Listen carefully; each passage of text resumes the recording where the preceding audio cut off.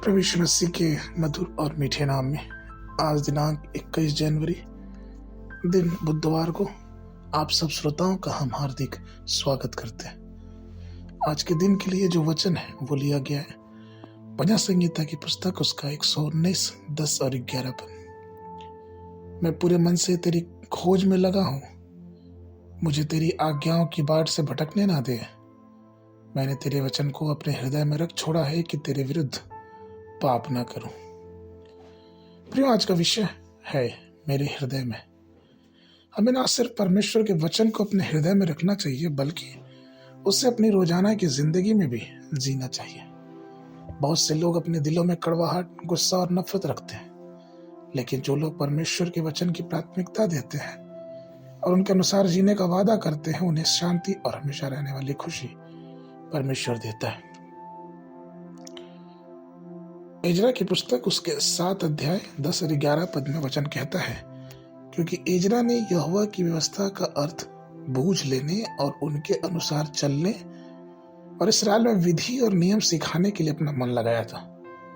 जो चिट्ठी राजा अर्थछत्र ने एजरा याजक और शास्त्री को दी थी, जो यहोवा की आज्ञाओं के वचन का और उसकी इस्राएलियों में चलाई विधियों का शास्त्री था, उसकी नकल यह है।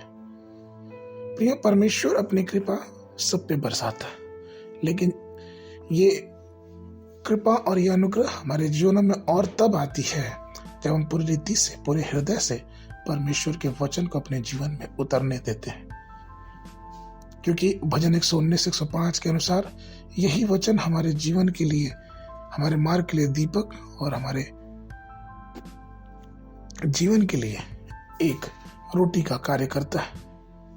प्रियो, जिसने भी इस बाइबल को, इस अनंत पुस्तक को अपने जीवन में उठाया, उसको परमेश्वर ने आशीष दिया।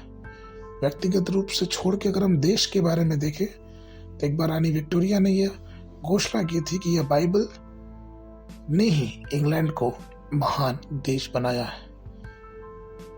इसलिए परमेश्वर का वचन जो हमारे और आपके पास पहुंचा है, उसका सम्मान करें, उसे पढ़ें और आप ये पाएंगे कि किस प्रकार से परमेश्वर आपको और भी ऊंचा उठा रहा है। आगे के मनन के लिए भजन संहिता उसका 119 1 2 और 3 पद। क्या ही धन्य वे जो चाल के खरे हैं और यहोवा की व्यवस्था पर चलते हैं। क्या ही धन्य वे जो उसकी चेतावनियों को मानते और पूरे मन से उसके पास आते हैं, फिर भी कुटिलता का काम नहीं करते, वो उसके मार्ग पर चलते हैं। बाइबल अध्ययन के लिए सुबह के समय निर्गमन की पुस्तक उसका 1, 2 और 3 अध्याय, संध्या के समय मत्ती रचित सुसमाचार 14 अध्याय 1 पद से लेके 21 पद तक। परमेश्वर आप सबको आशीष देवे।